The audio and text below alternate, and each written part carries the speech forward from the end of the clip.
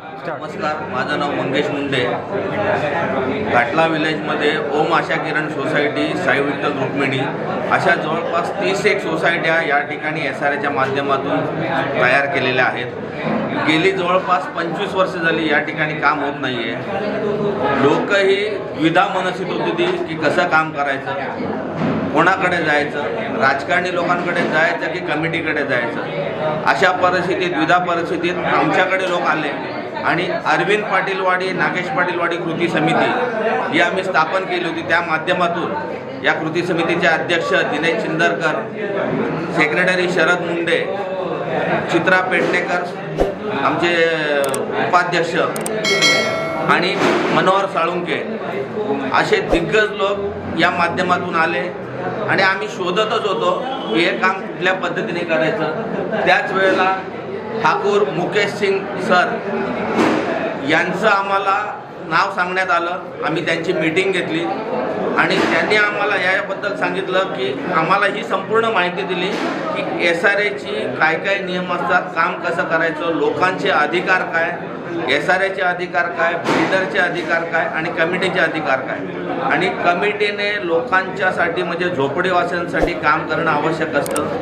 तर त्यासाठी हे सगळं आम्ही ऐकून घेतलं आणि त्यांना आम्ही विनंती केली की तुम्ही आम्हाला हे मार्गदर्शन, आम्ही एक मीटिंग आयोजित करतो आणि संपूर्ण झोपडीधारकांना तुम्ही हे जरा लोकांना सांगा की हे कामकाज कसं चालतं. त्यामुळे आज आगरी समाज हॉल या ठिकाणी रविवार दिनांक 21 डिसेंबर रोजी संध्याकाळी मीटिंग आयोजित करण्यात आली होती. या ठिकाणी ठाकूर मुकेश सिंग सर की जे मिलिटरीमधून रिटायर्ड झालेले आहेत आणि हा त्यांचा ध्यास आहे, अभ्यास आहे.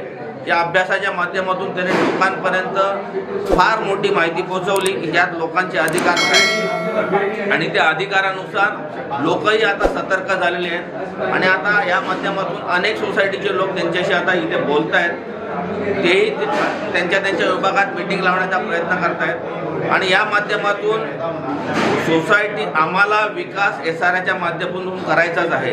विकासाच्या विरोधात कोणी नाही, पण जे चाललेलं आहे, जी लपवाछपी चाललेली आहे, जे उघड करत नाही आहेत ते कसं काय करायचं, SRAचे नियम कसे काय करायचे आणि कुठली न्यायालयीन लढाई लढायची, हे सगळे विषय आज या ठिकाणी झाले. चांगलं मार्गदर्शन केलं आणि गोवंडी पोलीस स्टेशनच्या अधिकाऱ्यांचे या ठिकाणी उत्तम सहकार्य लाभलं. खूप लोकही आली, त्याबद्दल संपूर्ण लोकांचे, कमिटीचे, ठाकूर मुकेश सिंग सरांचे आणि अरविंद पाटीलवाडी कृती समितीचे सर्व सभासद आणि ज्यांनी देणगी देऊन या ठिकाणी हे कार्यक्रम होण्यासाठी सहकार्य केलं त्या सगळ्यांचे या ठिकाणी मी आभार व्यक्त करतो. तसेच मनोहर साळुंके आणि सुदेश पटेल सर यांनी या ठिकाणी निवेदन करून लोकांना एकत्र करून या ठिकाणी हा कार्यक्रम घडून आणला, त्याबद्दल त्यांचे आभार व्यक्त करतो. धन्यवाद. खरोखरच आभार मानायला पाहिजेत नागेश पाटीलवाडी, अरविंद पाटीलवाडी यांच्या वतीने जे घाटल्यामधील सर्व रहिवाशांकरता त्यांचं घर एक मंदिर आहे आणि या मंदिरासाठी लोक आपले जीव पण देतात आणि अशा गोष्टीमध्ये लोकांसाठी जनजागृती केली, त्याबद्दल त्यांचे सर्वप्रथम आभार मानतो. तसेच लोकांमध्ये आता जनजागृती आली पाहिजे की कुणाच्या भूलथापांना भुलण्यापेक्षा आपलं घर आपण स्वतःच वाचू शकतो, त्याच्यासाठी आपण स्वतःच जागरूक होणं गरजेचं आहे आणि या कमिटीच्या मागं उभं राहणं गरजेचं आहे. धन्यवाद.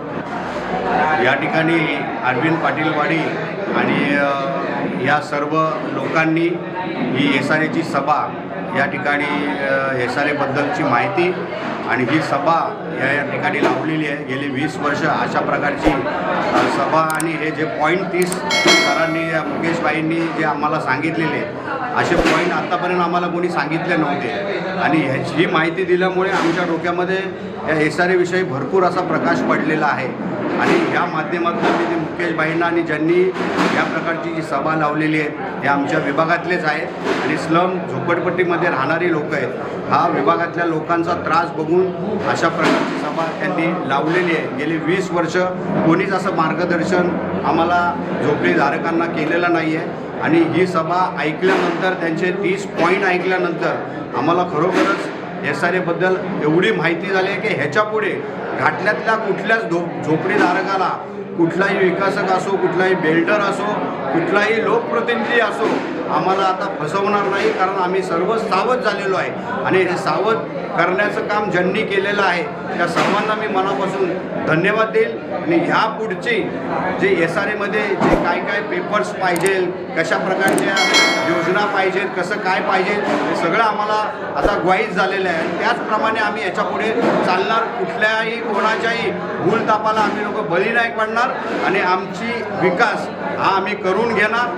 आणि प्रत्येक झोपडीधारकाला घाटल्यातला जोपर्यंत रूम मिळत नाही तोपर्यंत हा आमचा लढा असाच चालत राहणार. धन्यवाद. जय हिंद, जय महाराष्ट्र. नमस्कार, मी दिनेश चिंदरकर. मी सर्वप्रथम मुकेश सिंग साहेबांचा धन्यवाद देतो की ते इथे वेळात वेळ काढून आमच्यासाठी इथे आले. कारण लोकांच्या वेळोवेळी तक्रारी होत्या इथे काही ना काही प्रश्नांबद्दल. 30 प्रश्न इथे मांडलेले आहेत. हे प्रश्न पण मला वाटतं त्यांना कदाचित माहिती असेल, माहिती असून न माहिती असल्यासारखं करत होते. परंतु इथला रहिवासी म्हणून माझं एक ह्या जागेवरचं कर्तव्य होतं. इथे मी कर्तव्य बजावलेलं आहे. याच्याशिवाय काही मोठं मी काम केलेलं नाही आहे. हे आहे फक्त आणि फक्त आपल्या विभागातल्या आणि आपल्या इथल्या लोकांच्या राहणाऱ्यांसाठी हे मी केलेलं आहे. म्हणून मी मुकेश सिंग साहेबांना इथे बोलवलं होतं आणि त्यांच्या मनातले आणि जे लिहून दिलेले प्रश्न त्याचं मुकेश सिंग साहेबांनी खूप चांगल्या प्रकारे प्रश्नाची उत्तरं दिलेली आहेत आणि खूप समाधानी होऊन गेले आहेत. त्याच्यावरती मला वाटतं सगळेजण विचार करतील की आपण नेमकं काय केलं पाहिजे आणि काय नाही केलं पाहिजे. त्याबद्दल त्यांनी जी माहिती अत्यंत इतकी माहितीपूर्ण दिलेली आहे की या गोष्टीसाठी दुसरं मला वाटतं अजूनपर्यंत दालन उपलब्ध झालं नव्हतं इतकं मोठं जे आज आम्ही दालन अरविंद व नागेश पाटील वाडी स्थानिक कृती समितीच्या माध्यमातून माझी पूर्ण टीम यासाठी आम्ही किती मेहनत घेतली, आमचे सर वगैरे, आणि हे उपयोग करून दिला ह्या गोष्टीसाठी की आज आपण ह्या गोष्टीसाठी विरोधासाठी नाही तो लोकांचे प्रश्न सोडवण्यासाठी आपण इथे ही सभा बोलवण्यात आली होती.